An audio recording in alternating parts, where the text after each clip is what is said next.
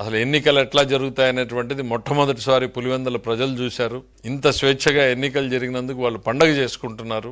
మీకు ఇబ్బందికరంగా ఉండొచ్చు, మీ పునాదులు కదులుతా ఉండొచ్చు. మీరు ఇన్ని సంవత్సరాలుగా అక్కడ భయం అనేటువంటి దాన్ని ఏదైతే నిర్మించారో ఆ భయంని పోలీసు వ్యవస్థ కావచ్చు, స్వేచ్ఛాయుత ఎన్నికల సంఘం కావచ్చు, ఆ భయాన్ని పారదోలి స్వేచ్ఛాయుతంగా ఎన్నికలు జరిపేటువంటిది వచ్చినప్పుడు భయం మీకు మొదలైంది. ఇప్పుడు ప్రజలకు భయం పోయింది, భయం మీకు మొదలైంది అనేటువంటిది జగన్మోహన్ రెడ్డి గారికి తెలియజేస్తున్నాం.